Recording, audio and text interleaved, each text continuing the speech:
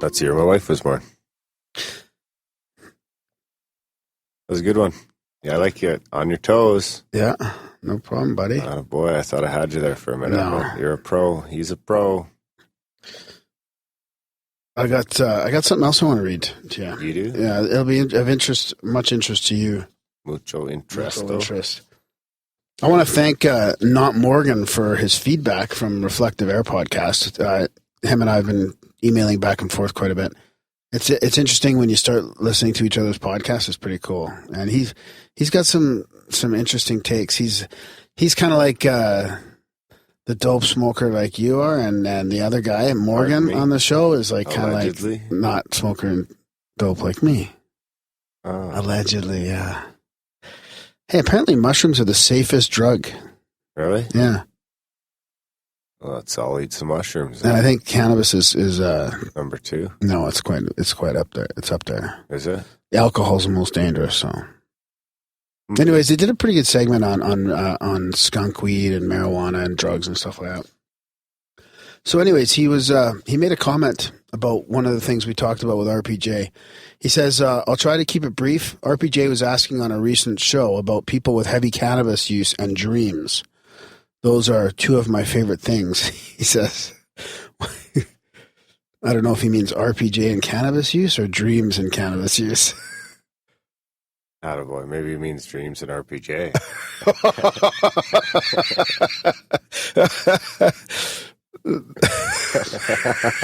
Mexican wet dreams.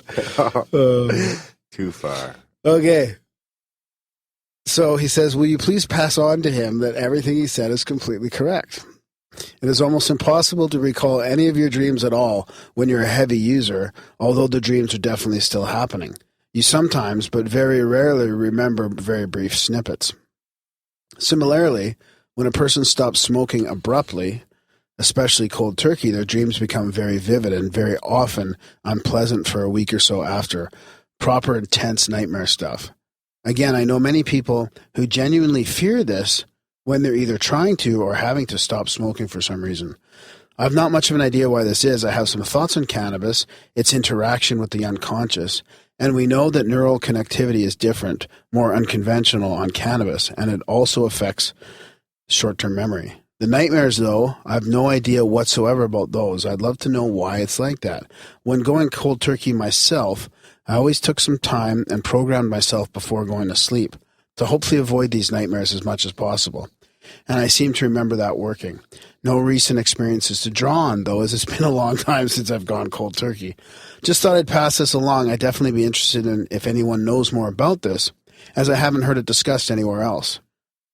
And if there's a chance you could find out from RPJ where I could find this reference he'd encountered, I'd be very grateful. That was probably because he wanted to talk about on the latest episode that I listened to, and I didn't get back to him in time about the reference. Sorry, buddy. Did you get back to him at all? Yeah. Oh. I told you we were having an email exchange back and forth. Yeah, but I don't know where it stopped and when it started. His last email was so long, I copied it into my voice dream app and listened to it with the British accent of Bridget. Oh, there you go. So I listened to his people from all over the world. Yeah, I listened to his email on my voice dream app with a chick's accent. Southern U.S. You could get a Spanish accent for people from Spain. You could have maybe an Australian guy. I like it. Maybe we could play the feedback with stereotypical accents. Yeah, we should do that. Yeah, that's a good idea. From your voice stream. That's a great idea. I don't know how great of an idea it is, really. Yeah? Can you talk about something right now? Like what? Just keep talking. So we ordered a new mixer. That's exciting. Take it easy over there. Finally upgrading our... I think that's the first piece of equipment we ever bought, eh? The mixer? That was a piece of equipment we needed to actually both be in the same room. Oh, yeah. You mean like our first actual... Well, besides the microphones, right? No, I think we were in... Oh, yeah, well, the microphones we got at the same time as the mixer, I think.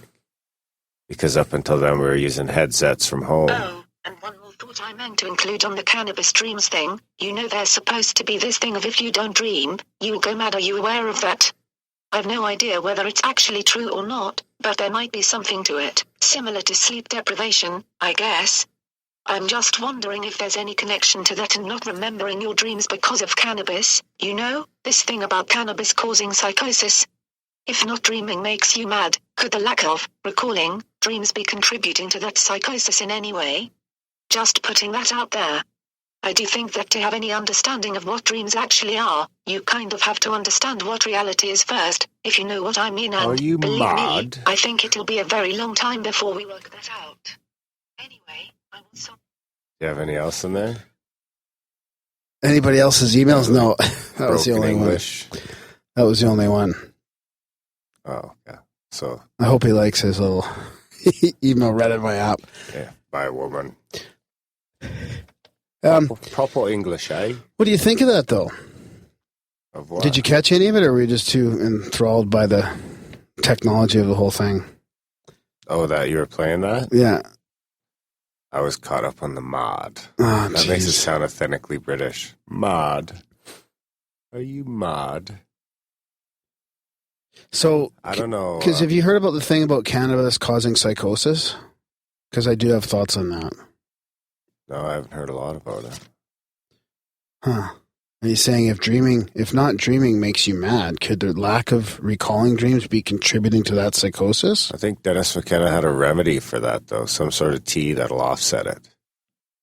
That's probably RPJ's reference before it was Dennis McKenna. Could have been. I think it You know, was. We talked about it. I think it was Dennis I think McKenna. it was like episode 5 with Dennis McKenna. Because I brought it up and he said that no, because he was able to smoke and recall his dreams, but he used some tea that helped him with it. Huh. See, I think because grass is illegal and the stigma that doing drugs Grass. puts on people, I think that has something to do with the psychosis. 1970s called and they want their fucking slang back. Don't you think that that type of the societal pressure we put on people and the stigma that we have around drug use doesn't help at Constantly all? feeling like a criminal. Yeah. That could be what causes some of the psychosis. Probably. Hmm. I'd like to see the article too. I mean, who knows? Could be slanted anyway. I would say modern society causes quite a bit of psychosis just in itself. Fucking traffic. Traffic caused a little psychosis in me today. Yeah. When you're in a rush to be someplace. When you have to pay a good chunk of money to get your stolen car back after you help the cops find the criminals. Yeah. You were on the front lines of that. Yeah. Yeah, that doesn't really bother me so much. It's not coming out of my pocket. But it does seem like bullshit. Yeah. It's got to bother you at a more of a Moral? philosophical and Yeah, it seems moral pretty level. crazy. Yeah. You want to talk about that, or? No, I don't think No. we need to get into that.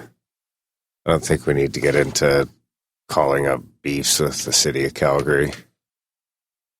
We got to live here still. Yeah. True that.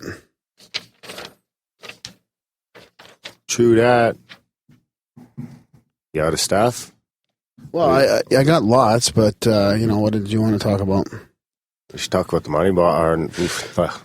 No more money bomb. No more money bomb. We should talk about helping the show out, right? Is that what you're going to get at? Yeah, next episode, maybe I'll compile a list and thank our...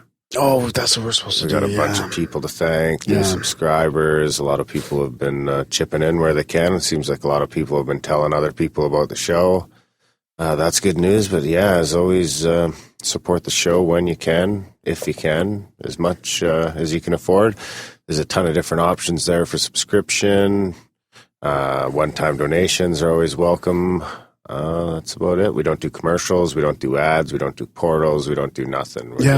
We're trying the value for value model here. For the people, by the people. Yeah. And we have incurred some expenses. Like we say, we just had to upgrade our mixer. Was holding us back on a couple of things we need to do, and there's a couple other pieces of gear we're looking to upgrade in the near future. So. Yeah, there's a bunch of fixed monthly expenses too, of course, that we have to keep up with. Yeah. And we're outgrowing some equipment. Yeah, and if you can't afford anything financially, you could always just send a review on iTunes, or you could leave us a voicemail on the the website. You could sign up for the newsletter. Tell some people, sign Tell up some some other friends for people sure. about the newsletter. Yeah, just put your friend's email in the sign up for the newsletter thing and just sign them up to the newsletter. Yeah, mention the show in comment forums or any place you're hanging out online. Just spread the word about Grimerica. Yeah, we don't really have a marketing plan or anything like that. It's really all just you guys who are listening and who enjoy the content to talk about it. Yeah, and support us when you can, and that helps out a lot. Like I say, next episode we'll thank the people, and we're trying to think of, we were actually discussing the other day some sort of way of honoring the people who have supported the show, especially people like, Wayne Darnell, who's put in a ton of work on the website, the new website, which is, by the time this comes out, it'll be up and live, so check out the new site. Wayne put a ton of work into that. So his name is at the top of whatever list we decide to do. But, we were bouncing around different ideas for how we could maybe honor our bigger supporters and kind of, immortalize them in Grimerica somehow. So if you have any ideas on that, let us know. Yep. Anything else? No, I think that's about it, man. Unless you want to hear some more feedback, but I think we're pretty good for today. I'll save some for the next intro, which will be soon because we're putting out a bonus episode. So do you want to mention who that's in the bonus episode won't be till next week. Yeah. After Joseph. Yeah. But put it this way, we have enough content to release an extra episode again. So you'll get another extra episode in March. Probably not next week. Probably right after the next episode, another one will pop out a couple days later. Exactly. Just because we do what we do. All right, guys. Well, I guess we'll pop into our chat with Joseph Emet. Anything else?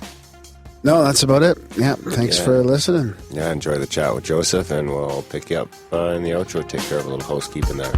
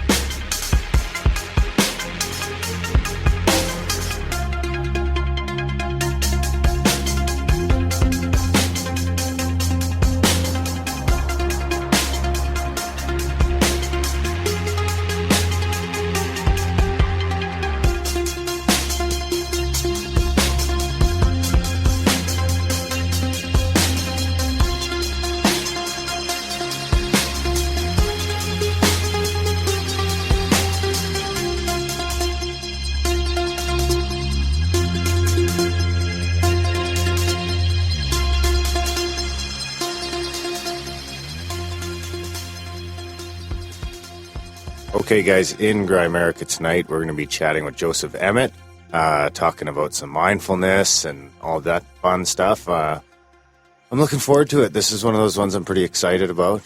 This is Graham's bread and butter. I wouldn't say that, but the group. I'm a little bit more than you, but that's why we like to do this, because then you can learn how to meditate too, Darren. I said we were talking about mindfulness. He's like, "What's that?"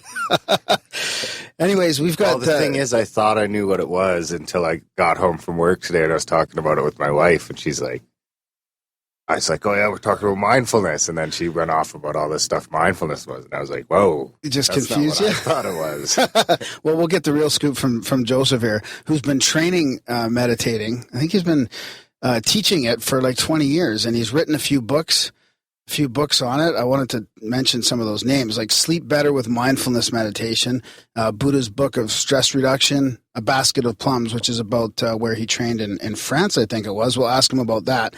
And his latest book, which I have in my hands here, which is pretty cool. It's full of good meditations. It's called Buddha's Book of Meditation. Now, Joseph also has a doctorate of music from Boston University, and he's the founder of the Mindfulness Center. I think it's called Mindfulness Meditation Center in Montreal, and he's had that since 1997. So lots to talk about here. We're looking forward to getting deeper into this topic of mindfulness. So welcome to the Grimerica Show, Joseph. Hello. I'm happy to be here. Yeah, thanks for